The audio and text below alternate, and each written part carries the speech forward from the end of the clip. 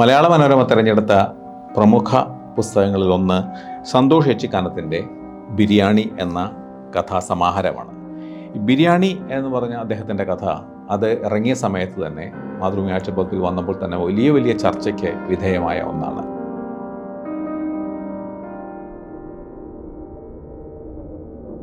മലയാള സാഹിത്യത്തിലെ ഏറ്റവും പ്രമുഖനായിട്ടുള്ള ചെറുകഥാകൃത്തുകളിൽ ഒരാളാണ് സന്തോഷ് ഏച്ചിക്കാനം. ഇത് ഒട്ടേറെ പുരസ്കാരങ്ങളൊക്കെ നേടി ഈ കഥ. അതിൽ മലയാളിത്വത്തെ, മലയാളിയുടെ ചില പരമ്പരാഗത ധാരണകളെ, മലയാളി അവരെപ്പറ്റി തന്നെയുള്ള കരുതി വെച്ചിരിക്കുന്ന പല ധാരണകളെയും ചോദ്യം ചെയ്യുന്ന ഒന്നാണ്. മലയാളി എങ്ങനെയാണ് വളരെ പുരോഗമനകാരിയും പ്രബുദ്ധനും ഏറ്റവും താഴേക്കിടയിലുള്ള വിഭാഗത്തിനെ വരെ ചേർത്ത് പിടിക്കുന്ന ഒന്നാണ് എന്നൊക്കെ ഉള്ള അഭിമാനത്തിൻ്റെ പിന്നിലുള്ള ചില ഇരുണ്ട സത്യങ്ങളാണ് സന്തോഷ് ഏച്ചിക്കാനത്തിൻ്റെ പല കഥകളിലുമുള്ളത്, ബിരിയാണി പ്രത്യേകിച്ചും. അതിലെങ്ങനെയാണ് ഒരു അന്യഭാഷ അല്ലെങ്കിൽ അന്യസംസ്ഥാന തൊഴിലാളികൾ, ഇന്നിപ്പോൾ കേരളത്തിലെ ഏറ്റവും സജീവമായ ഒരു വിഭാഗമാണ്, നമ്മുടെ എല്ലാ പ്രധാനപ്പെട്ട ജോലികളും ചെയ്യുന്നവരാണ്. ഏതാണ്ട് ലക്ഷങ്ങളോളം 10-20 ലക്ഷം പേരെങ്കിലും നമ്മുടെ നാട്ടിലുണ്ട്. ബീഹാറിൽ നിന്നും, ബംഗാളിൽ നിന്നും, ജാർഖണ്ഡിൽ നിന്നും, ആസാമിൽ നിന്നും ഒക്കെ തൊഴിൽ തേടി വന്നെത്തുന്ന അവരുടെ ജീവിതമാണ് ഇപ്പോൾ വളരെയധികം ചർച്ച ചെയ്യപ്പെടുന്ന ഒന്നാണ്. ഒരു പക്ഷേ അവരെ സംബന്ധിച്ചിടത്തോളം അവർക്കൊരു ഉപജീവനമാണ്. മറ്റ് പല പ്രദേശങ്ങളിലും കിട്ടാത്ത ഒരുപാട് സാമ്പത്തിക സൗകര്യങ്ങൾ നമ്മുടെ നാട്ടിലുണ്ട് എന്നൊക്കെ ഉള്ളത് എല്ലാവർക്കും അറിയാവുന്ന കാര്യമാണ്.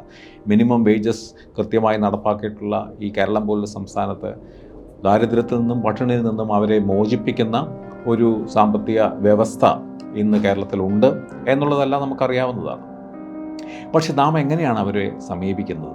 നാം എങ്ങനെയാണ് അവരോട്, അവരുടെ അടിസ്ഥാനപരമായ ആവശ്യങ്ങളോട് നാം പുലർത്തുന്ന സമീപനത്തിലെ ഈ ഇരട്ടത്താപ്പ്, അവരോട് കാണിക്കുന്ന അവഗണന, അല്ലെങ്കിൽ അവരെ ഒരു മൃഗങ്ങൾക്ക് തുല്യമായി മാത്രം കാണുന്ന അവരുടെ ജീവിതത്തെക്കുറിച്ച്, അവരുടെ ബുദ്ധിമുട്ടുകളെക്കുറിച്ച് യാതൊരു പരിഗണനയുമില്ലാതെ നമ്മളെങ്ങനെ അവരോട് പെരുമാറുന്നു എന്ന് തുടങ്ങി, അതെങ്ങനെയാണ് മലയാളിയിൽ തന്നെയുള്ള ഒരു വംശീയമായിട്ടുള്ള ഒരു സ്വഭാവം അതിലൂടെ പ്രകടമാകുന്നുണ്ടോ എന്നൊക്കെയുള്ള നമ്മുടെ നേരെ തന്നെ പിടിച്ചു വെച്ച ഒരു കണ്ണാടിയാണ് വാസ്തവത്തിൽ ഈ ബിരിയാണി എന്ന് പറയുന്ന കഥ. അമ്മേടെ യൂണിവേഴ്സിറ്റിന്ന് അഡ്മിറ്റ് കാർഡ് വന്നുട്ടോ. ആഹാ, അത് നന്നായല്ലോ. അപ്പോ ഈ വിസയും ടിക്കറ്റൊക്കെ കാശ് എത്ര വേണ്ടി വരുടാ? ഒരു 4-5 ലക്ഷം എന്തായാലും വേണ്ടി വരും. എത്ര ദിവസം കിട്ടും നമുക്ക്?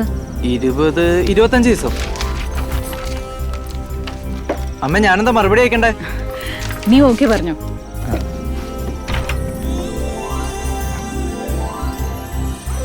KSFE, ഈ നാടിന്റെ ധൈര്യം. അതിൽ ഗോപാൽ യാദവ് എന്ന് പറയുന്ന വടക്ക് കിഴക്കൻ സംസ്ഥാനങ്ങളിൽ നിന്ന് വരുന്ന ഒരു മനുഷ്യനെ എങ്ങനെ നമ്മുടെ സാധാരണക്കാരായ മലയാളികൾ പോലും, സമ്പന്നരുണ്ട്, സാധാരണക്കാരുണ്ട്, അവരെല്ലാവരും എങ്ങനെ അവൻ്റെ ജീവിതത്തെ ഒരു അങ്ങേയറ്റത്തെ അവഗണനയോടെ അല്ലെങ്കിൽ അങ്ങേയറ്റത്തെ പുച്ഛത്തോടെ എങ്ങനെയാണ് അവരോട് നാം പെരുമാറുന്നത് എന്നുള്ള വളരെ ശ്രദ്ധേയവും അതേസമയത്ത് വളരെയധികം വിഷമിപ്പിക്കുന്നതുമായ ഒരു ആഖ്യാനമാണ് ഈ ബിരിയാണിയിലൂടെ. ഈ കഥകളിൽ പ്രത്യേകിച്ചും അദ്ദേഹം കാസർഗോഡ് സ്വദേശിയാണ്.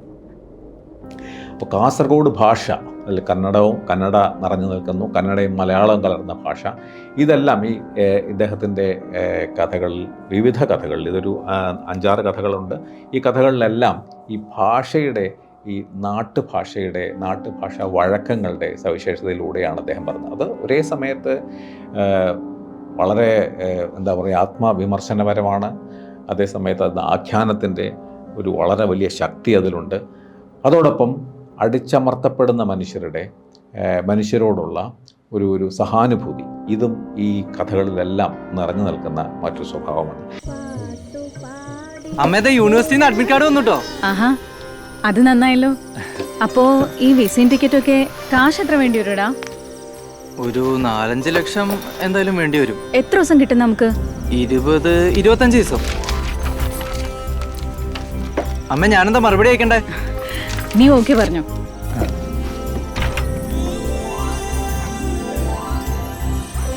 KSFE, ഈ നാടിന്റെ ധൈര്യം. ഇദ്ദേഹത്തിന് വളരെ അത്ഭുതകരമായ മറ്റൊരു കഴിവ് വാസ്തവത്തിൽ കാസർഗോഡ് കേരളത്തിൻ്റെ വടക്കേ അറ്റത്തുള്ള ഒരു ജില്ലയാണ്. അവിടുത്തെ ഭാഷ നേരത്തെ പറഞ്ഞ പോലെ മലയാളം വ്യത്യസ്തമാണ്. കന്നഡ അവിടെ സാധാരണ ജനങ്ങൾ ഒരുപാട് പേര് സംസാരിക്കുന്ന ഭാഷയാണ്. അതെല്ലാം അദ്ദേഹത്തിൻ്റെ നാട്ടുകാരന്. പക്ഷേ ഇദ്ദേഹം വളരെ സമർത്ഥമായി തന്നെ അദ്ദേഹം മറ്റു പ്രദേശങ്ങളിലെ ഭാഷയിലേക്കും കടന്നു കയറുന്നത് വളരെ രസകരമായ ഒന്നാണ്. ഇതിലാദ്യം തനി കന്നഡ ഭാഷയിലുള്ള ചില പരാമർശങ്ങൾ കാണാം. സൈനാർച്ച എന്ന് പറഞ്ഞ കഥാപാത്രമാണ് സംസാരിക്കുന്നത്.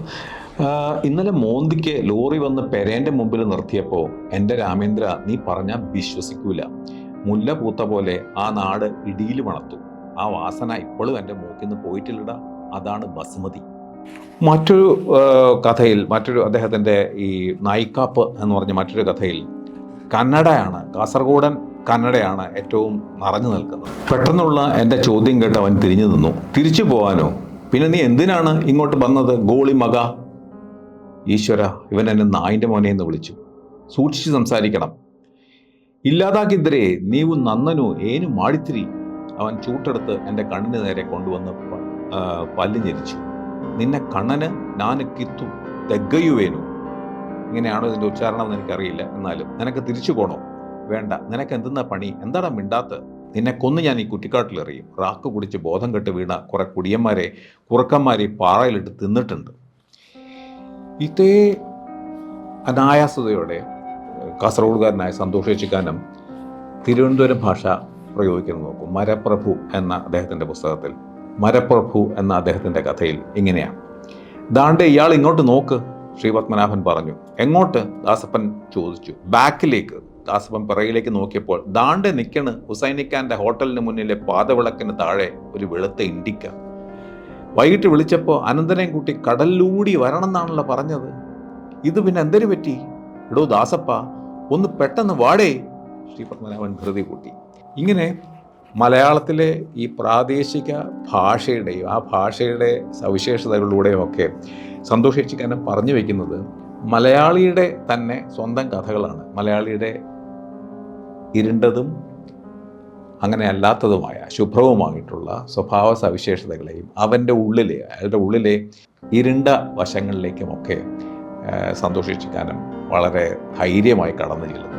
അതുകൊണ്ടാണ് മലയാളിയെ സംബന്ധിച്ചോളം ഇത് അവൻ്റെ നേരെ പിടിച്ച ഒരു കണ്ണാടിയായിട്ട് അദ്ദേഹം മാറുന്നത്. പ്രത്യേകിച്ച് ഈ വർഗീയതയുടെ ഈ സമീപകാലത്തെ മലയാളി സമൂഹത്തെ ഏറ്റവും കൂടുതൽ ബാധിക്കുന്ന വർഗീയതയുടെയും ജാതീയതയുടെയും ഒക്കെ കഥകളിലൂടെയാണ് അദ്ദേഹത്തിൻ്റെ കഥകളെല്ലാം കടന്നു പോകുന്നത്. അതിനോടൊപ്പം തന്നെ ഈ ജാതി മത ഭേദത്തിനൊക്കെ അപ്പുറത്ത് മലയാളിയുടെ സ്വത്വത്തിൽ അടിഞ്ഞു കിടക്കുന്ന ചില ഇരുട്ടുകളെയും അദ്ദേഹം വലിച്ച് പുറത്തു കൊണ്ടുവരുന്നുണ്ട്.